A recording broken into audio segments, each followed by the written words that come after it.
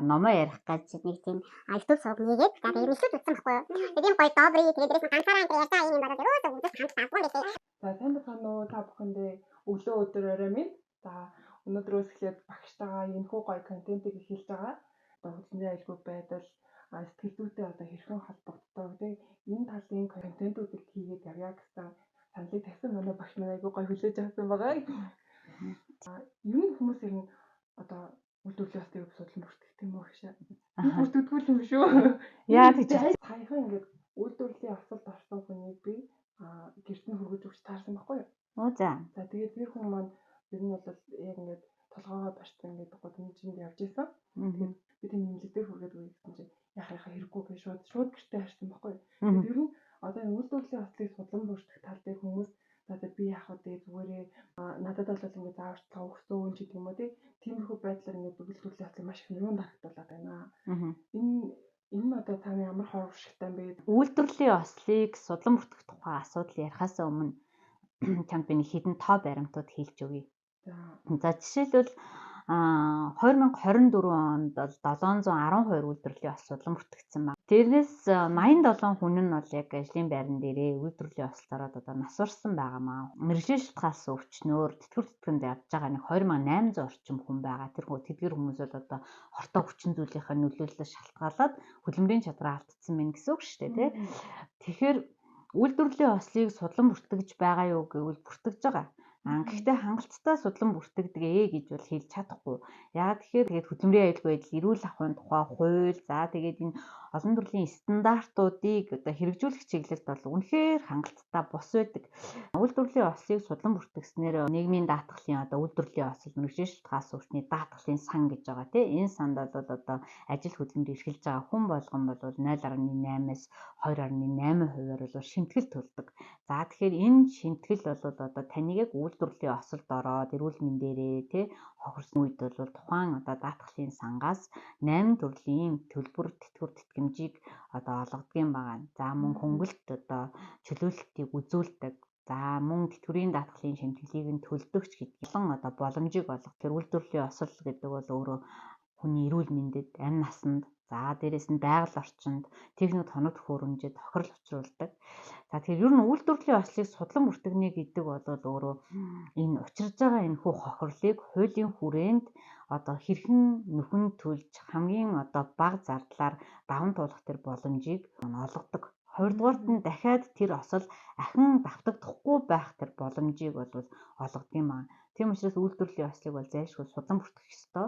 Энэ хууль бол таныг нийгмийн даатгал төлснөөс үл хамааран одоо үйлчлдэг. За дээрэс нь цалин үлсний одоо 100%-аас таны одоо хөдөлмөрийн чадвар алдалтын хувь хэмжээгээр тооцсон олгогддог. Үйлдвэрлэлийн ослыг судлан бүртгэхгүй байна гэдэг бол нэгдүгürt ажилтан хүн бол өөрөө тэтгэвэр тэтгэмж авах хөнгөлтийг эдлэхээс татгалзаж байна л гэж ойлгож байна. За нөгөө талдаа ажил олгогч бол мэдээж бас байгууллагт учирж байгаа хохирлоо одоо нөхөн төлөх тэр хуулиас татгалзаж байна. Нөгөө шимтгэлээ төлсөн шимтгэлээ буцаан авч одоо шаардлагатай үед хэрэглэхээсээ татгалзаж байна. Хоёрдугаарт нь дахин тэр үйлдвэрлэлийн осол танаа байгууллагт үүнээс илүү их хэмжээний хор хохирол учруулахыг хүлээн зөвшөөрж байна л гэж ойлгож байна. Чимээгүй ахын хүлээн зөвшөөрж байна гэдэг шүү дээ.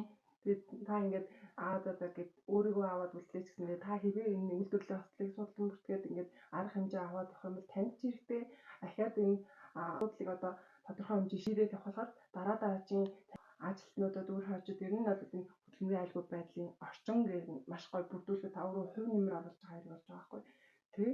Тэгэхээр нөгөө талдаа ажил олгогч бол өөрөө зохицоод ч гэдэг юм уу эрүүл мэндэд нь учирсан хохирлыг нөхөн төлөөд цалин үлсийг нь 100% олгоно энэ төр гэдэг бол асар их хэмжээний одоо хохирлууд үүсэж байгаа. Нөгөө талдаа тэр хүн бол насан туршдаа хин нэгний одоо барьцаанд орох магадлалч байна гэсэн үг. Ягаад гэх юм бол 6 сар өнгөрлөө гэж бодоход тухайн хүн одоо насан туршдаа хизээж байсан гэсэн өөрийнхөө эрүүл мэндэд учирсан хохирлыг танаас нөхөн төлөвлөхээр гомдол гаргах эрх нь бол нээлттэй байсаар байдаг гэсэн. Тэгэхээр та бол тухайн хүнтэй одоо зохицно гэдэг бол буцаагаад өөрийгөө бол эрсдэлд оруулж байгаа. Тэ дахиад үйлдвэрлэлийн осол дахин гарах тэр боломжийг бүрдүүлж өгч байгаа гэд ингээд олон асуудлууд үүсч урган гаргана л да.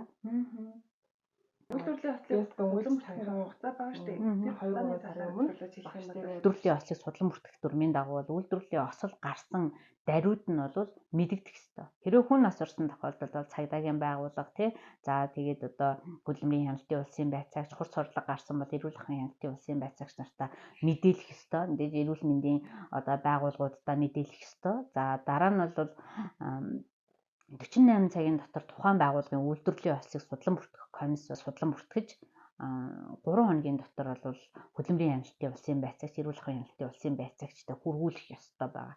За тэгээд хөдөлмөрийн хяналтын бол эрүүл ахуйн хяналтын улсын байцаагч бол ажлын 5 хоногийн дотор тухайн үйлдвэрлэлийн ослыг үйлдвэрлэлийн осол муу юм уу биш юм уу гэдгийг нь одоо баталгаажуулаад за ингээд одоо ажлын 5 хоногт бол багтаан шийдвэр гаргадаг гэсэн үг. За тэгээд дараа нь бол мэдээж үйлдвэрлэлийн ослтой холбоотой мэдээж судалгаа шинжилгээ эсвэл одоо гадны шинжээч томилогдох шаардлагатай ч юм уу ийм одоо үед бол яадаг вэ гэхээр 21 хоногийн хугацаа бол байж болдог. За энэ бол илүү ноцтой аюул эрсдэлтэй одоо ноцтой хохирол учирсан ийм үйлдвэрлэлийн ослын үед бол энэ 21 хоногийн хугацаанд бол үйлдвэрлэлийн ослыг судлан бүртгэх боломж байдаг гэсэн үг. За тэгээ үйлдвэрлэлийн ослыг бол нөхөн судлан бүртгэх одоо сүүлийн хугацаа бол 6 сар. За зайлшгүй шалтгааны улмаас бол үйлдвэрлэлийн ослоо судлан бүртгээгүй байсан бол та тухайн одоо шалтгааны арилгаад 6 сарын хугацаанд бол үйлдвэрлэлийн ослоос нөхөн судлан бүртгүүлж болдог гэсэн үг. Нэг ийм одоо хугацаанууд бол байна. Тэгээ 6 сараас хойш маргаа үүссэн бол одоо хөдөлмөрийн хяналтын улсын байцаагч цагдаагийн байгууллага хөндлөлт гаргаж асуудлаа шийдвэрлэнэ л гэсэн үг. Тэгээд бас одоо ингээд ажиллагч нар ингээд үйлдвэрлэлийн ослоо бүртгээд явуулаа гэхэд 90% ингээд өөрөө маш тийм буруутан болсон тийм мэдрэмж авдаг тий. Өөрөө буруутгах учраас ч юм уу бүртгэхгүй байгаа тал бас байгаа юу? За ер нь үйлдвэрлэлийн ослыг судлан бүртгэхгүй байгаа гол шалтгаан бол бид нар яг үнэн бодит мэдлэг мэдээлэл байхгүй байгаатай холбоотой гэж үздэг. Тийм ч учраас өнөөдрийн энэхүү одоо контентийг тий урт удаан хугацаанд одоо тогтмол үргэлжлүүлж мэдээлэл түгээхийг хичээе гэж бодож байгаа. Нэгдүгürt нь мэдлэггүй байдаг юм байж. Хоёрдугаарт нь болохоор манай үйлдвэрлэлийн ослыг судлан бүртгэх энэ дүрмэн дээр бол одоо үйлдвэрлэлийн ослын тэр хохирлын хэмжээнээс нь үл хамааран бүрдүүлж байгаа баримт бичгийн хувьд бол маш төвөгтэй. Зарим одоо жижиг одоо баригадууд төрөүний чинээ дурддаг тэр жишээн дээр бол тэнд шаардж байгаа бүх баримт бичиг материалууд бол тухайн байгууллагт байхгүй байх боломжтой.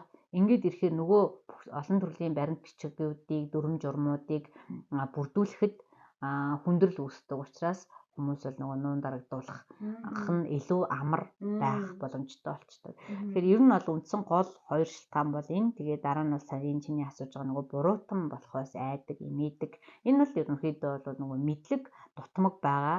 За тэгээд яг нөгөө үндслэлтэй оновчтой мэдээллээр хангагдаагүй энэ ажилтнуудаар ажилтны сургалтанд хамрагдаагүй хохирол гэсэн үг шүү дээ. Үйлдвэрлэлийн ослыг судлан бүртгэнэ гэдэг бол би одоо хин нэгний өмнө буруутан болох гэж байна ч гэдэг юм уу тийм ийм ойлголт аваад байдаг.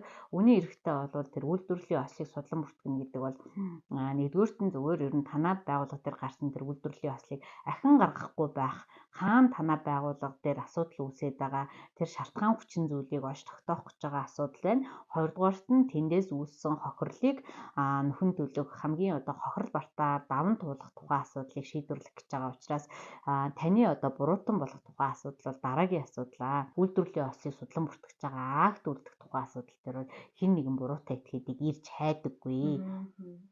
Үйлдвэрлэлийн ослыг одоо судлан бүртгэснээр ажил олгогч бол ажилтнад одоо ямар ашигтай юм бэ? За ажилтан хүн бол мэдээж эерэг өөрийнхөө одоо хөдөлмөрийн чадвар алдалтыг 100% одоо хуулийн дагуу шийдүүлнэ гэсэн үг шүү дээ. 80% алдсан байлээ гэхэд өнөөдрийн авж байгаа цалин өссөнийхөө 80%-ийг тэтгэвэр хэлбэрээр авна шүү дээ. Энэ хүний хөдөлмөрийн чадвар алдалтыг нөхөн сэргийгтэй холбоотой, эмчлэх сувилгатай холбоотой арга хэмжээнүүд дээр энэхүү даатгалын сангаас бол хөнгөлтүүдийг илүүлээд явдаг. За ажил олгогчийн тухайд бол 100% хүртэл хөдөлмөрийн чадвараа алдсан иргэнийг бол буцаан ажилд нь авч одоо тохирсон ажлын байраар хангасан тохиолдолд одоо татварын болон нийгмийн давтлын одоо шимтгэлийн хөнгөлтүүдийг эдлэх тэр боломжууд хүртэл үүсдэг. За нөгөө талдаа бол хууль эрх зүйн хувьд бол нийцж ажиллаж байна гэж ойлгож байна. Үйлдвэрлэлийн ослын одоо бүртгэл нь одоо ажилчдын сэтгэл ханамжид Шинэлүүлэх юм. Үйлдвэрлэлийн ослоо судлан бүртгэхгүйгээр за тухайн ажилтныг хохироогоод ингээд байдаг. Тэгээ нуун дарагдуулдаг, үл тоомсоролдог. За үйлдвэрлэлийн осолд орсон тохиолдолд ер нь бол ажилтныг буруутан болгох гэж зүтгэдэг тий. За ийм арга хэмжээнүүдийг авдаг байгууллагууд байна. За дээрэс нь үйлдвэрлэлийн ослын байнгын комисс байдаггүй газрууд ч аюулгүй нөхцөл гэж байхгүй шүү дээ. Осол бол хаач ямар ч байгууллага хоршоо, нөхөрлөл, хуваарай бизнес эрхлэгч, малчин тий туслах малчин гэдэг хөдөлмөрийн харилцаанд орж байгаа хүн болгонд л тохиолдох боломжтой асуудал. Тэгэхээр хамгаалагдсан гэдэг тэр мэдрэмжийг бол ажилтан хүн авдаг. Ер нь хабыгийн тухай хууль тогтоомжийг хэрэгжүүлж байгаа байгууллага ер нь бол ажилтныг урт хугацаанд тогтвортой тэгээ бүтээмжтэй, санаачлагтай ажиллах тэр боломжийг бол олгодог ийм өөрөө салбар ийм шинжлэх ухаан шүү дээ. Тэгэхээр өнөөдрийн хувьд бол болоод байна гэдэг байдлаар аюул эрсдлийг олж харахгүй тэг ингээ муухарлан бизнес хийж байгаа төсөл хэрэгжүүлж байгаа хүмүүс олон байдаг л да. Тэгэд энэ дээр бол угсаа ажилтны сэтгэл зүй яаж нөлөөлдөг вэ гэхээр ажилтан бол ерөөсөө хизээч явхад бэлэн байдаг. Яагаад тэгэхээр тэнд бол хүний хамгаалагдсан мэдрэмжийг хүн авч чаддаггүй тийм. Хүн үйлдвэрлэлийн осолд ороод хөдөлмөрийн чадвараа алдчихаар нь гудамж гаргад хайчдаг энэ асуудал байсаар л яадаг вэ гэхээр чи тэр хөдөлмөрийн гэрээ хийгээгүй байсан. Чи манай байгууллагын үндсэн ажилтан биш байсан ч гэдэг юм. Хөдөлмөрийн чадвараа алдаад тэгээ гар хөлөө тайруулаад ингээд ажилгүй болчоод байж байгаа залуус зөндөө баг шүү дээ. Тэгэхээр бид нар бол залуучуудаа ажил хийх дургүй байнаач гэдэг юм уу те гэж буруутгахаасаа илүү манай байгууллага аж ахуйн нэгж удирдах байгаа удирдлагууд маань энэ байгууллагын засаглал, хууль тогтоомжийг хэрэгжүүлэх чиглэлд бид нар яаж ажиллаж байна гэдэг дээр бас анхаарлаа хандуулах хэрэгтэй. Тэгэхээр ингээд жижигхэн байгууллага тэгсэн мөртлөө үйлдвэрлэлийн осол гарсан тиймүүд ямар арга хэмжээ авах хэрэгтэй юм бэ? Хаана хандах хэрэгтэй юм бэ? Энэ талаар за үйлдвэрлэлийн ослын комисс бол 20-с дээш ажилтнтай байгууллагатай бол байнгын байх ёстой комисс байдаг. Харин 20-с доош ажилтнтай аж ахуйн нэгж байгууллага бол өөрийнхөө харьяа, томьёохоо, дүүргийнхаа тамгын газрын дэргэдэх үйлдвэрлэлийн ослыг судлан бүртгэх комисстай хандаад үйлдвэрлэлийн ослоо судлан бүртгүүлээд за энэнийхээ дагуу бол түрүүний хэлдэг үйлдвэрлэлийн осол мэргэжил шалтгаалсан өвчний даатгалын сангаас олж байгаа нөхөн төлбөр тэтгэвэр тэтгэмжийн тухай хуулийн тэр боломжуудыг бол эдлээд явах боломжтой байдаг.